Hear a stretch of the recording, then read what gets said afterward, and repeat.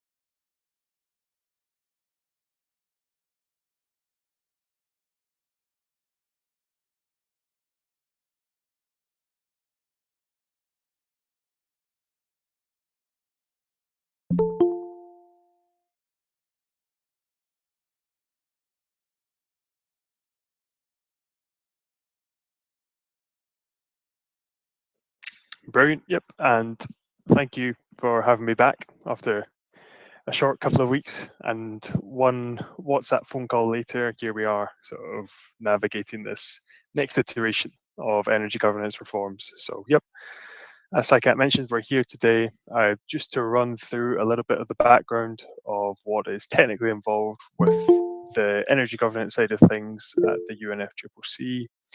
We're going to just do a quick fire run through, test our knowledge, see where we're all at, content wise, how up to date we are on what's actually involved, how intersectional energy actually is across the entire development agenda itself. And then we're going to take it on to you guys and have a little bit of Q&A engagement. We're going to run a Mentimeter as well to hear from you, get your ideas, your perspectives, have a little bit of self-reflection of what we've seen today and begin to take some action ahead of the General Assembly this September and COP30 in November as well.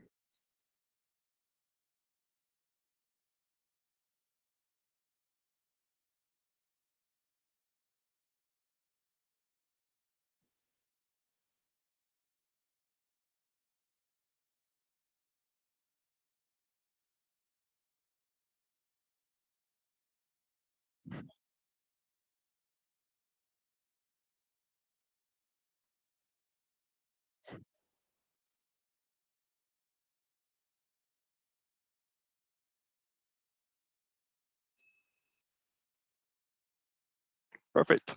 If we want to jump to, if you just want to jump, take control of the slides and we can just jump through it. So, right, as Saikat said, we're here at this stage right now at the beginning just to really get that macro picture of where we're currently at, where the reality is of the people we're trying to impact here. So, as we know, every year the UNFCCC convenes minimum 2 times a year SBs as well as at COP30. It's the global convening of things, the United Nations framework, the Convention of Climate Change. Ultimately, it was set up for parties to come together to discuss this key critical threat that we are all seeing, which is the raising of global temperatures. We see it's not only feeding into climate, but it's also impacting our day-to-day lives for how we consume energy, how we go about living, how we go about farming, how we go about our responses to gender parity and inclusion. It's a cross-cutting theme that impacts every single aspect of our life from the moment we wake up to the moment we go to sleep. So zooming through to the next slide, Saikat. So energy and youth, as I was saying, this is the foundational framing of why we're here today. So these statistics here, these are the lived realities of the people on the ground right now. Worldwide, young people make up over a quarter of the world's population right now. And we're not just the consumers of tomorrow, we're the prosumers and those at the forefront of these intersectional divergences and differences right now in the present. So as we are spurring towards this 2030 SDG agenda, the reality is we've got 5 years left to reach SDG 7, as well as the other 17 targets as well. Now, we wouldn't all be here if we didn't know energy was this cross-cutting theme that encompasses every single aspect of the Sustainable Development Agenda itself. But with over 65% of targets linked to local governance itself, youth engagement fundamentally isn't a luxury at the end of the day. It's really mission critical here and now. So if we're taking another step back, we have to consider, okay, we've got this youth dimension. This also overlaps specific to energy with those 2.1 billion people without access to clean cooking solutions, those 666 million people without access to electricity, and that 1.18 billion people that are living in energy poverty as well. So the entire spectrum of what we are here to address is huge. And take last year as well at COP29, this was the first time that we began to really see a dedicated COP for financing.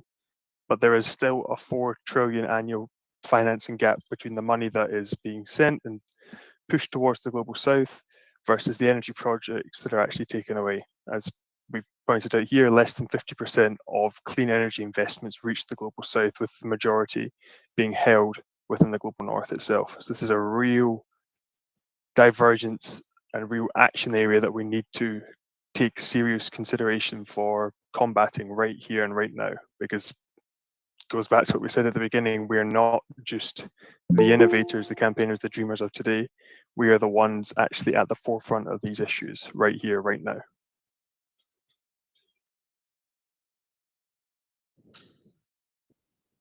So yeah, so what we're facing around energy. So as Saikat brilliantly introduced at the beginning, there are these different quadrants of the energy transition, the energy dilemma that we're seeing. We've got the water energy nexus, the interactions of the decisions that we take today and how this is going to have an impact on water scarcity in regions right now where, you know, we're barely getting by with the water needed to survive day to day. Is this our water usages and the decisions we're taking really going to have that sustainable impact? It's not just about the generations and all of us here today, it's about for generations to come. So think about AI, think about cooling demands. How does this interact with the water energy nexus itself? Are we being smart in our energy decisions? Are we being ethical in our energy decisions as well? Should this be going to food? Should we be going to food and crops when it comes to crops as well? Should we be morally obligated to grow these crops for bioethanols and fuels, alternative fuels? Is this the route that we should be looking down, or should we be focusing more on just general pastoral crops for health, for well-being, for accessibility? Again, as well, it all comes down to as well this shared goals and these divergent pathways as well. So energy is that interconnector across the agenda for good and for bad. And as we're sort of delving deeper into these ones and we're breaking down these policy deadlocks itself, so it's really becoming this one. And this is ultimately why we're all here today. Now, I worked last year as the governance reform coordinator. Saikat worked on it as the year before. We're here because we're calling for that dedicated energy negotiations track itself. And you can see here we've already got a number of key youth organizations that have come together, really calling for the convergence of this tangible aspect we really feel that we can bring to the table. It's not just about having climate and COP negotiations, because so much of the time is taken up with mitigation, with all these other aspects within negotiations tracks itself. We really need a dedicated one for energy, because ultimately it's having an impact on about 50% of the world's population without access. When we're adding up clean cooking, when we're adding up electricity, when we're adding up those living in energy poverty, those living in emerging markets and developing economies, those without energy at the end of the day, it's a huge proportion of the world still that are impacted by this, and we don't even think about it in our day-to-day lives. We're all the fortunate ones here that can join this webinar and are using our laptops or using our phones or using our tablets without really that conscious effort of what does this mean? How am I going to have an impact on the system itself? What decisions am I taking here today that's going to have an impact for the future generations to come? So with that sort of macro framing, I'll pass back to Saikat just to do a little bit more of the detailed analysis of the UNFCCC, these negotiation tracks, as well as the writing and language that we're talking about.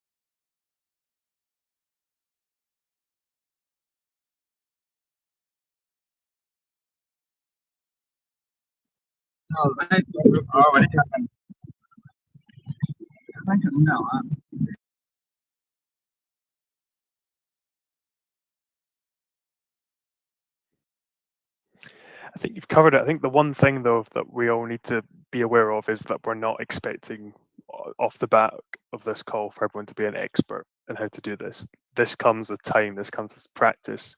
It's different in the UNFCCC as it is to other UN processes, as it is to national or national level policies as well.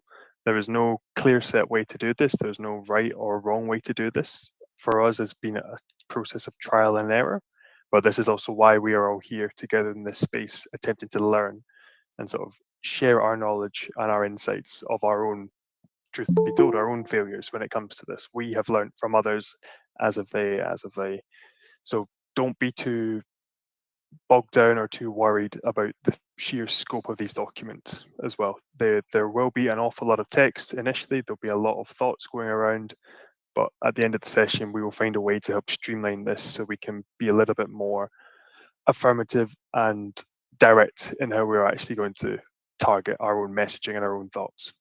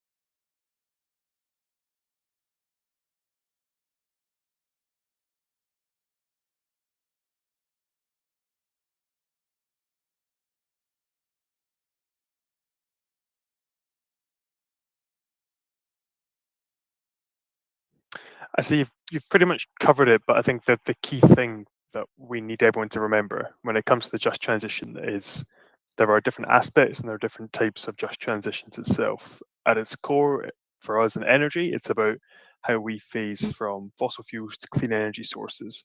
But a just transition means vastly different things across the SDGs, across for young people as well. It's not just about how we move from fossil to clean energy for those existing jobs, it's also those future jobs. It's how we ensure that the transition is equitable, that it's inclusive of everyone everywhere. Because at its core, and I said this previously, but I think it still resonates here today, energy policy is actually still treated as a technical or infrastructure issue, kind of managed by experts behind closed doors.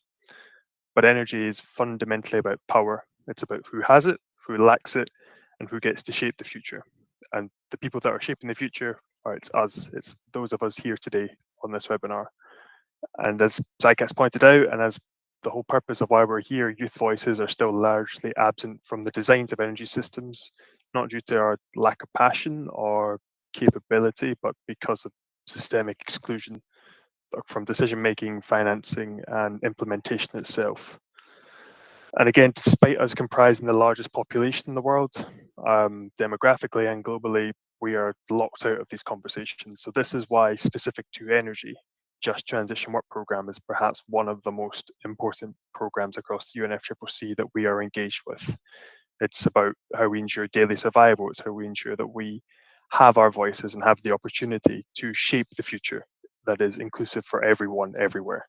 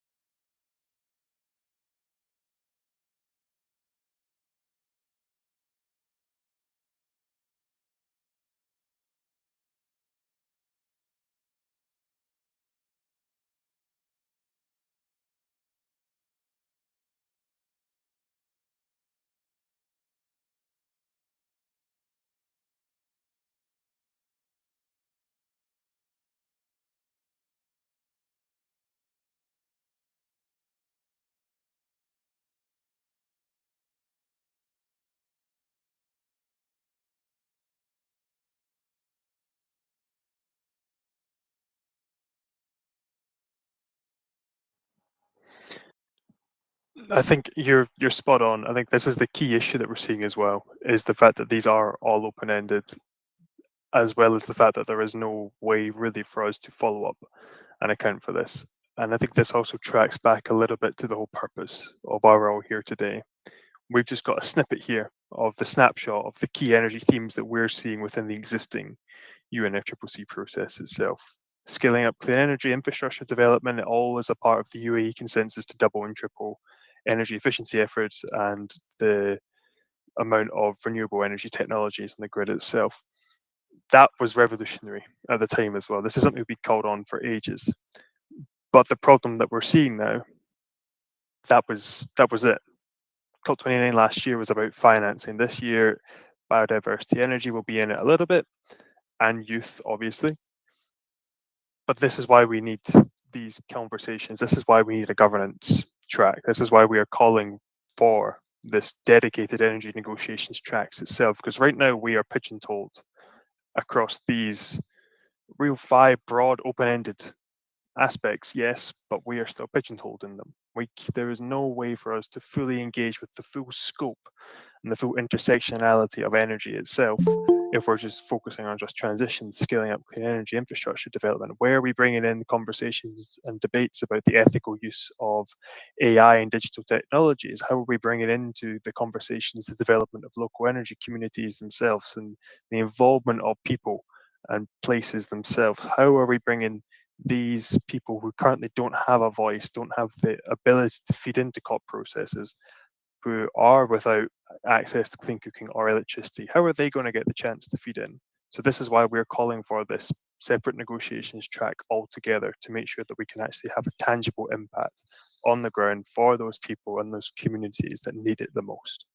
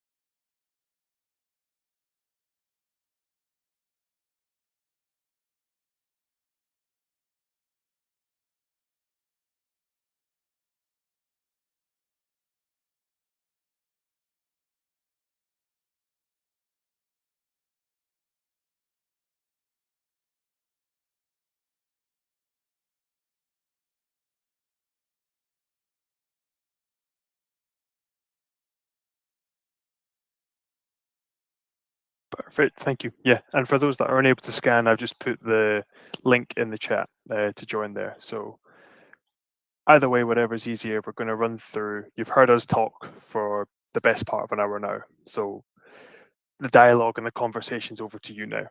So we've spoken enough. We don't want to take up any more of your time. Um,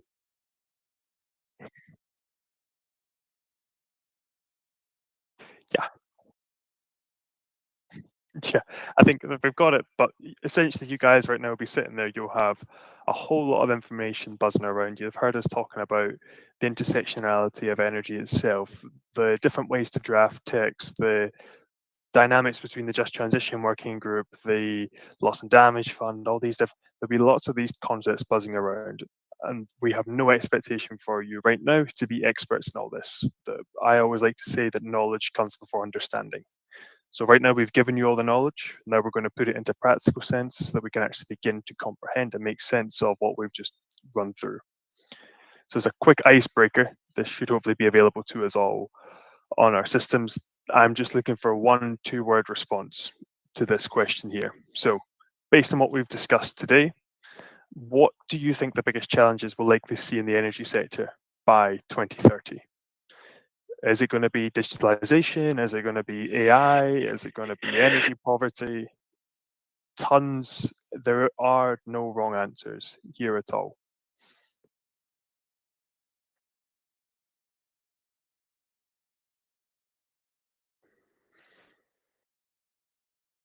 Please feel free, just upload your answers to the response. It should hopefully be on your screen. And once we get the first couple coming in, we can run through a couple of ideas.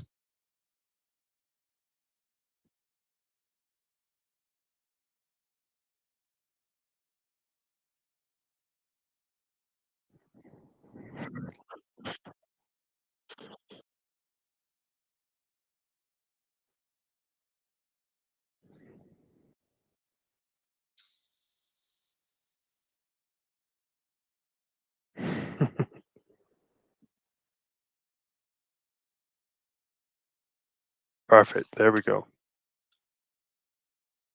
Nice. So now we're getting somewhere. Brilliant. We'll take another couple minutes. I can see that we've got a few people joined. Take your time, but again, this is really for us to start to think through, thinking back to what we've heard today, the intersectionality of energy. There's still just global numbers here: 2.1 billion people without access to clean cooking, 666 million people without access to electricity. Over 600 million people of those 666 million are in Africa alone. 1.18 billion are still living in energy poverty. So this is the reality we're in 2025. Sort of what are we foreseeing in the next 5 years? Are we seeing the SCG7 stocktake next year? We're actually touching base on where we actually are. So brilliant ideas here. End of nuclear as being a key challenge. Policy, grids, the future iteration of grids as well. If we're going to move away from this centralized grids notion to these decentralized local energy mini grids as well. Loving these ideas, loving these thoughts. So what I will do, I'll bring us around on to the next question. So this involves pick which issues do you think matter most for youth in energy today? Is it jobs and skills? Is it going to be access and affordability, climate justice, innovation, technology, representation in decision making? Again, there are no wrong answers here at all. Jobs and skills. This has not come as a surprise. And again, this also nicely links back to what we were talking about with this Just Transition Work Programme as well. It's about how we make the transition equitable and inclusive for everyone everywhere. So it nicely aligns with our thinking and also shows us how energy is interrelated across this. But even then, we're still seeing access and affordability. Good that we're thinking about what knowledge, what information sources we already have out there. Because again, it goes back to these key numbers and the lived reality that we're in right now.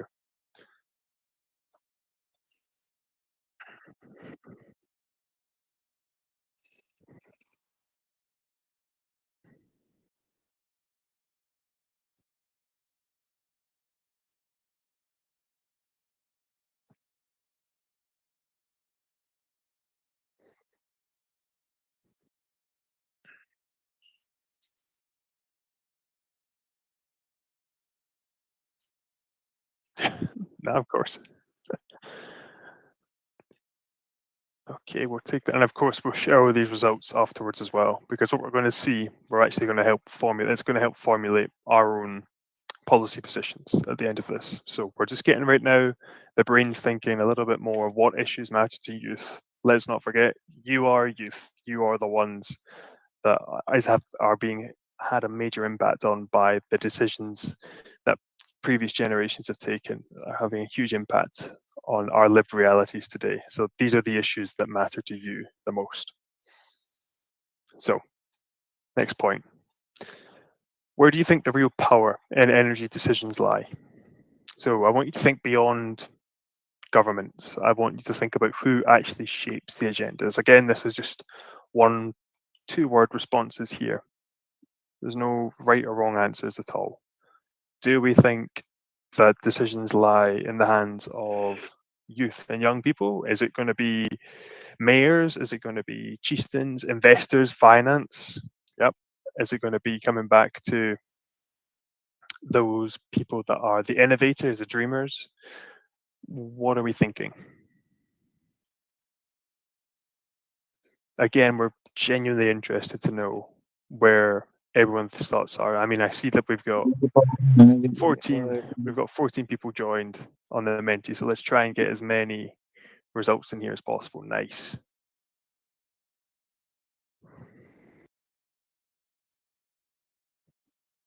We're doing really fast in the discussions now. 100%. Yeah, and it is that difference, and interest is what we have said it time and time again. But again, it's something I genuinely stand behind and firmly believe that young people are the dream. We're the dreamers. We're the innovators. We're the change agents of today. Because I mean, we are the ones. Take again, it relates back to Africa, but already it's got the largest youth population in the history of the world. By 2030, it's going to have the largest working population as well in the world. So, and it's young people right now are the majority. It's young people are the driving forces behind this energy transition, these energy access ones. So we are already seeing in the real world how young people are driving change.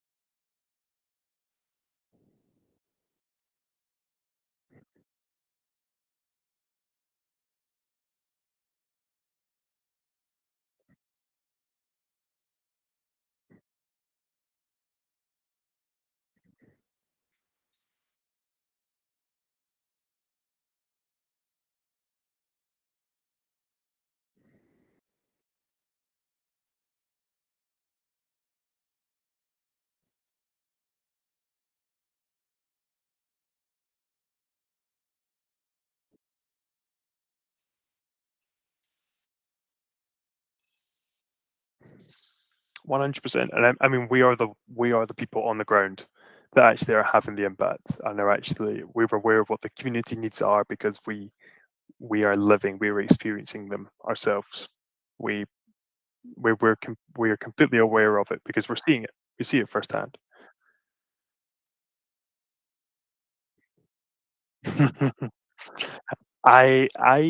So for me, I'm not a fan. I'm not a fan of the traditional model, and I think I'm quite outspoken about it.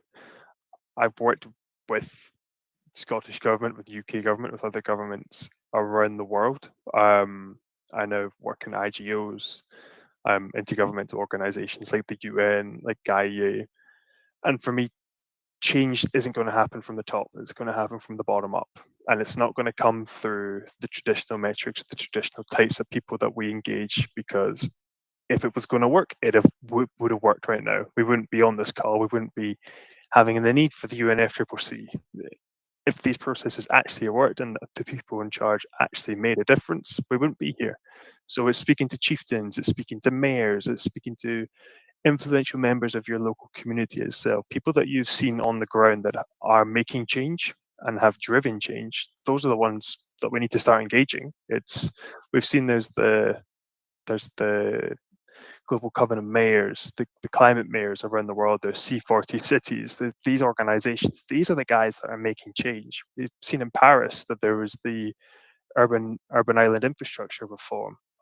We've seen way across in Brazil, so it was people's reflections on buses that enhanced the safety for women and girls. Just really simple action of, as opposed to having these frosted glass dividers, making it clear so people are accountable to one another. We've seen these changes that communities can bring, not only to energy but to every aspect of our life. So it's not from governments at the end of the day. They currently have a real key part to play, but the actual change agents, the drivers behind it, aren't from there at all.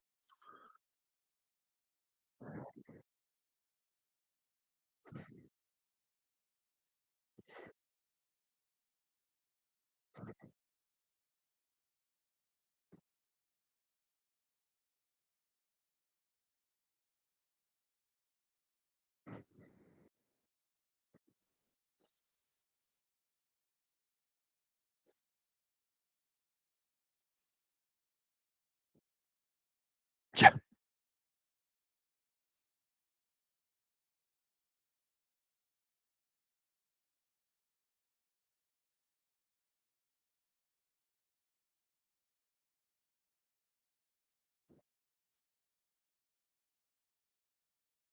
Mhm.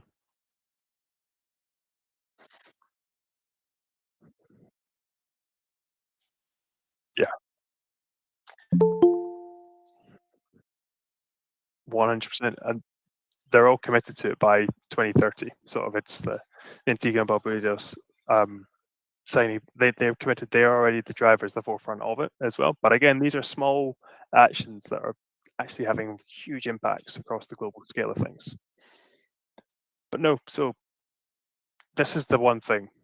So this is the key question that we're coming here. So this is why ultimately we gathered everyone on the call here today. So you've seen the language, you've seen the brackets, you've seen the different types of engagements, and again, we've spoken about our own experiences about trial and failure, again and again and again, because it's hard to do. But what we want to know, and the whole purpose of this energy working group itself, is if you had one clear demand that you want to see included in the youth call for energy, climates, or governments reforms, what would it be? This is an open-ended question, so slightly longer text. But again, is it the call for an energy negotiations track? I mean, I know myself and Saikat, we're quite passionate about this because we've been involved actually in the youth call for this. But we are also very aware of our own bias towards these thoughts because not everyone shares them and not everyone should share them. This is just from our experiences on the ground and seeing, we are really passionate about energy, but we're not seeing enough attention paid to it. So maybe it is having a dedicated negotiations track. Maybe it is having a dedicated couple of days of energy, not just a shared thematic day at COP, but a specific energy day where we do discuss policy as it relates to just transition or the UAE consensus. Is it something like this? What is it that you guys on this call here today want to see included from the youth call side of things that we can begin to litter into these existing work programs?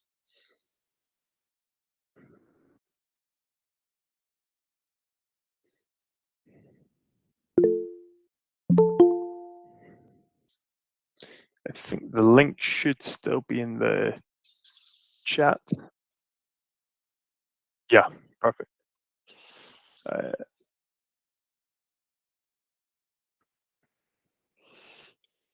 I will just copy paste it here.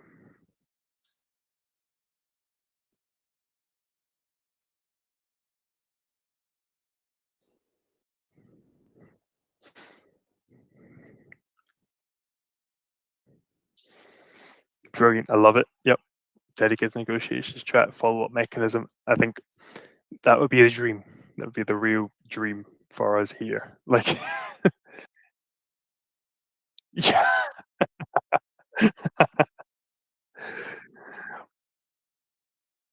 exactly. Yeah. COP is not, I mean, Dubai, I mean, it was what? The campus was 2-3 kilometers. It was huge. It was getting from one side to the other. They had e-bikes and sort of e-scooters to do it because it was so big.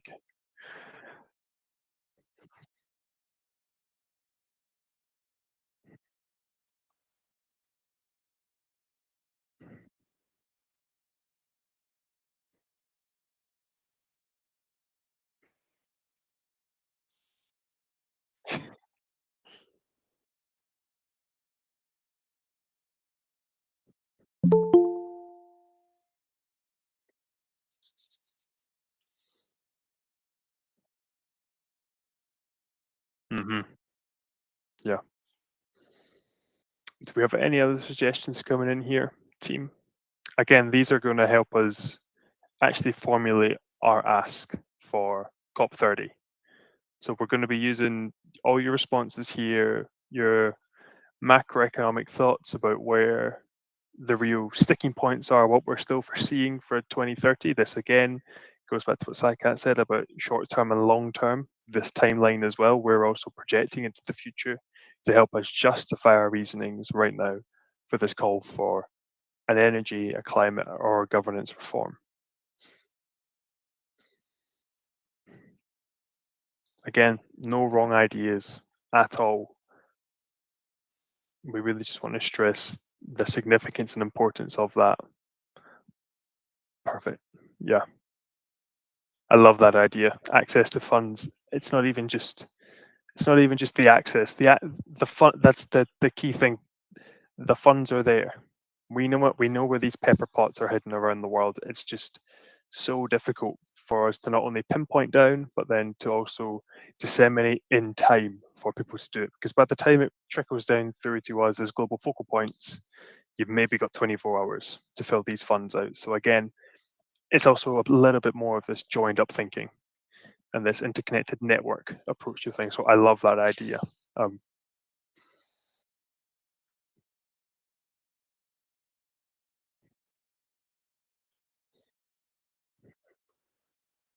Nice.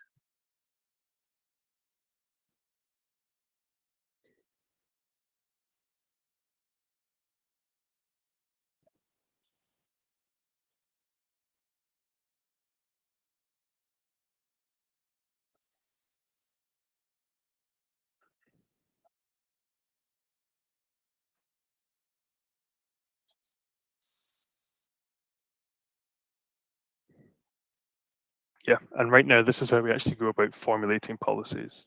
So speaking from experience at UK Parliament, when we were sort of generating the idea of the mission control and the clean the I mean we've got this new mission critical. We're upgrading the grid infrastructure, we're doing the hydrogen backbone, we're doing all this. This is the process that we go through for formulating the technical language. So we start off just in plain layman's accessible language here. We then go through that process of okay, this is how we translate it from English or whatever language we're talking in into formal politicized government speak. This is then how we take to the next stage as well, and that we then add the additions of the options or the brackets for all of this. But this right here is the foundations, and we can't go anywhere without our core foundation here.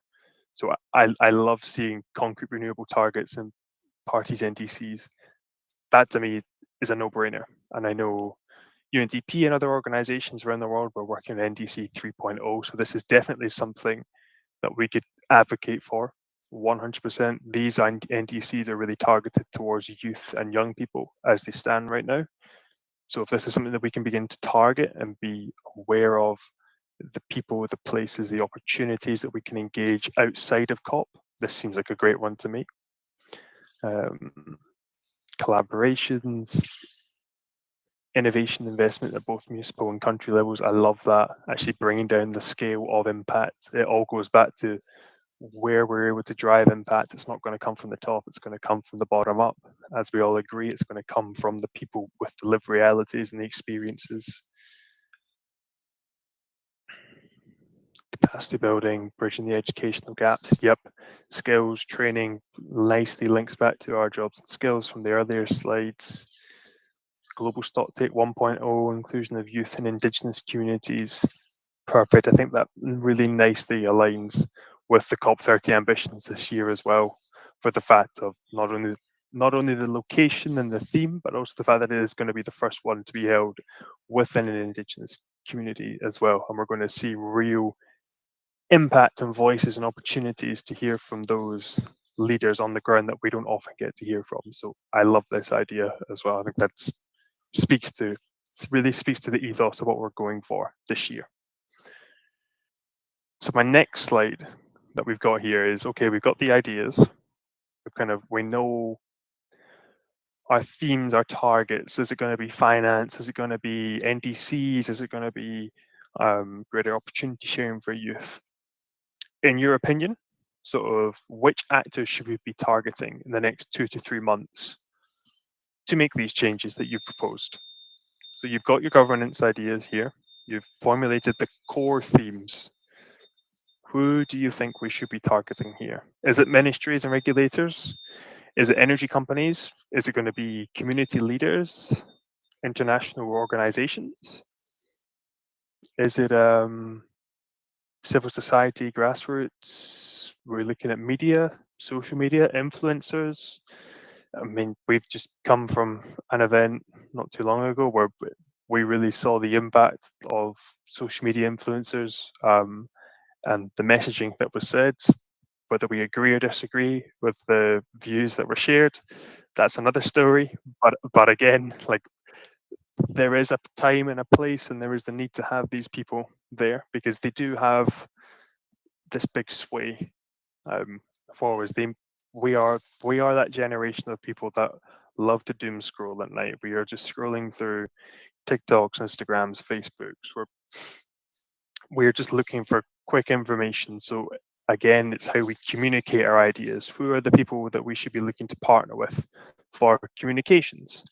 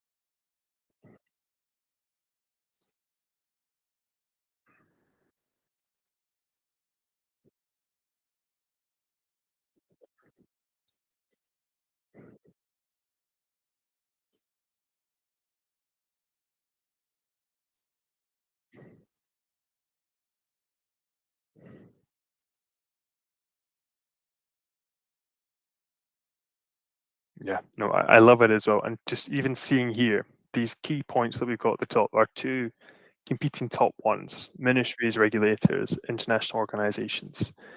In theory and practice, these guys are great.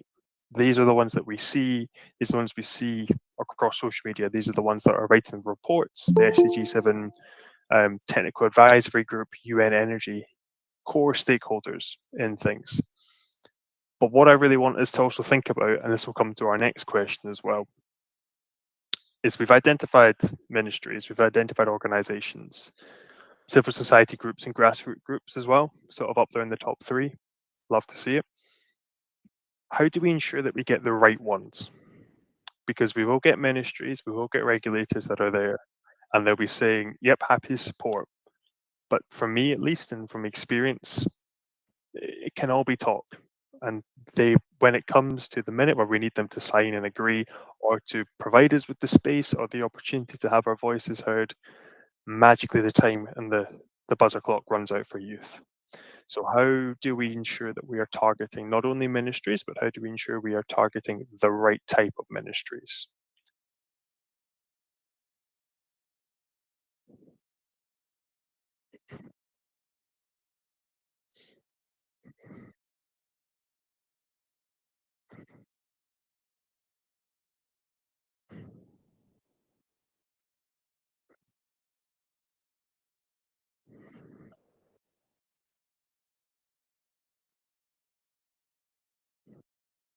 Mhm.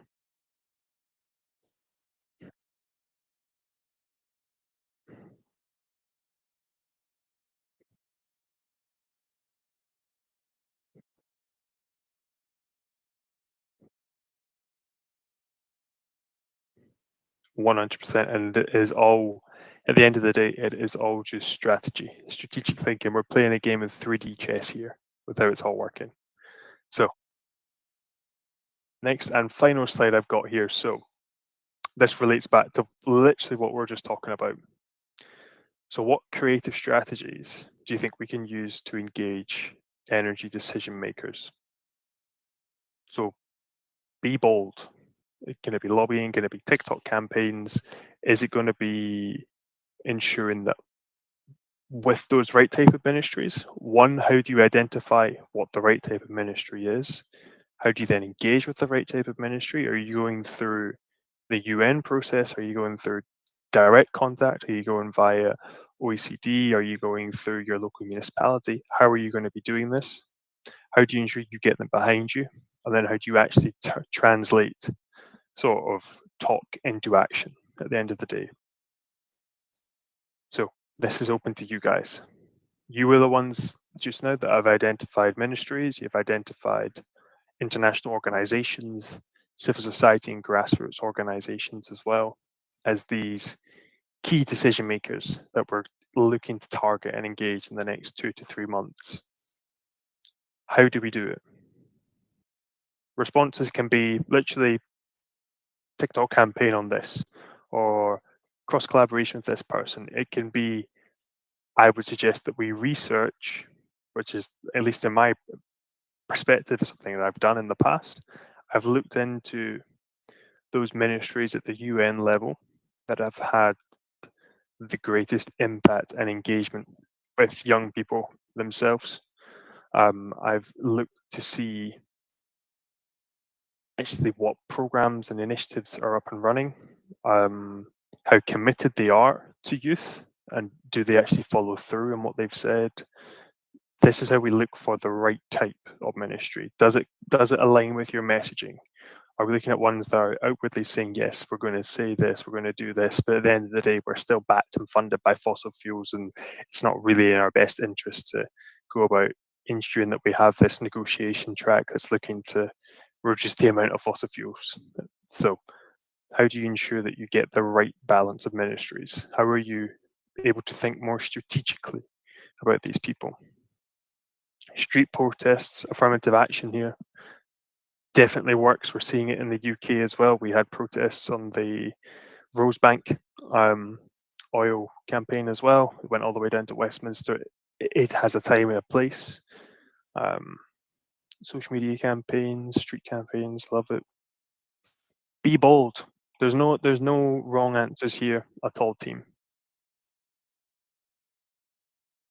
Stay together. Yeah.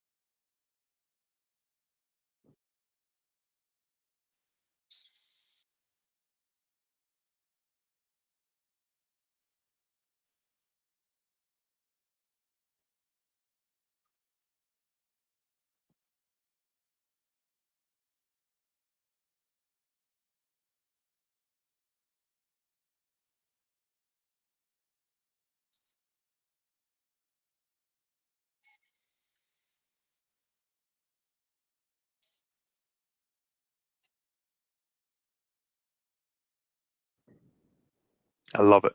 Yeah, I I think the reactions speak for themselves in this chat, but you're spot on, 100%. Know your home first before you're going out to target this. This is why we talk about the importance of just really being on top of what these energy negotiation tracks are, what all these key initiatives are at the UNFCCC. You don't by any means need to be an expert. I'd far rather be the dumbest person in a room full of experts so I can still learn, so I can still engage, than be the smartest person in the room. Because if I'm the smartest person there, I'm not leveling up, I'm not learning anything, I'm not taking anything away from these conversations at the end of the day.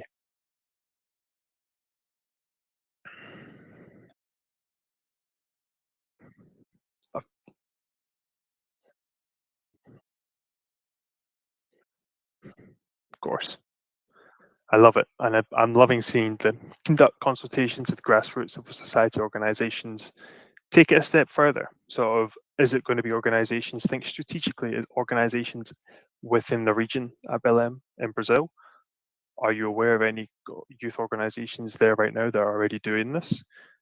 Research, develop unofficial shadow reports. Love that. Actually, follow up, track, keep the negotiations accountable as we're going along it. There's companies like Carbon Wreath that do a fantastic summary at the end. But again, it's keeping that track of what this actually means for youth and young people. That's the one thing we see missing, at least I see missing at COP, is yes, people, journalists, they're tracking the key outcomes, but none of it is in relation to youth and young people themselves. None of it is tracking what statements from youth have been included or what ones have been excluded. So we need a little bit more joined up thinking here, at least from our side of things, to think how can we ensure that the work that we're putting in behind the scenes from now to November is actually going to translate into action at the end of the day. So I love that idea of these shadow reports and tracking the commitments. That's brilliant for me. Seeing a lot of lobbying, using influencers as well. Think again, the types of influencers you want to engage with. It also goes back to the types of ministries that people do. They really align with the ethos and the values of what you're really trying to push for, or are they just there to make a loud noise, to cause damage, destruction? Some people are, and they're again, time and a place for affirmative action like this. It personally doesn't resonate with me because I have my own views on the youth agenda and how far we should step and toe the line with our work. But again, there was a time and a place in countries, settings, and places where that might be the resort that we go to. Doesn't necessarily mean that COP is necessarily the place for it. But again, how you can gather and gain attention is what I'm really seeing here, is creating something. Create something from nothing right now. We are at the beginning. So how do we create something from nothing? We don't go straight to destruction at the end. We want to create some noise, create some movement, create some energy, some buzz, some excitement around the topic. So,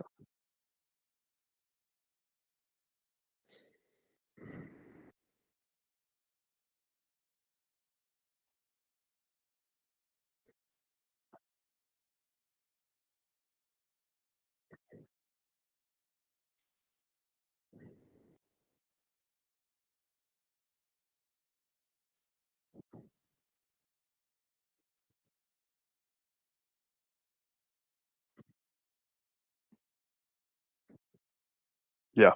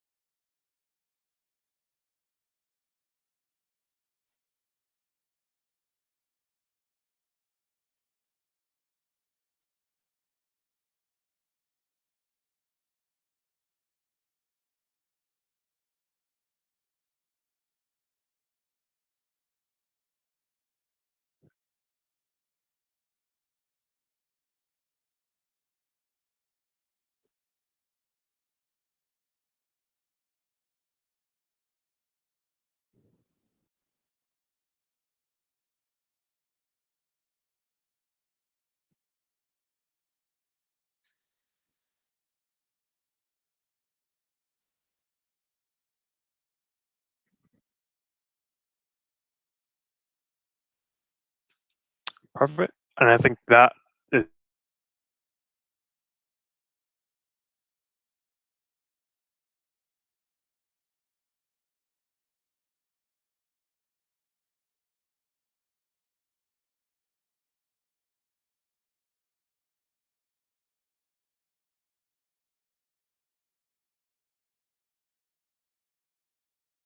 got that we've all developed. This is what is going to drive reform. This is what's going to cause real intergenerational changes at the UN level, at the national level, at your local government level, at your municipalities. It's still that ability for you to think, for you to join up the dots yourselves, for you to take into account this is the global perspective here. How can I relate this to my own lived reality, my own community, and my own place in this transition? What can I do to be a more affirmative and appropriate actor in this transition to drive from real talk to action at the end of the day to ensure that I can leave a lasting legacy for generations to come that are not just repeating sort of those practices of injustice and unfairness from previous generations. How do we turn the dial, turn the clock on transformation right here and right now? I think that's the key takeaway that we've got here. But I love it. Thank you so much, Saikat.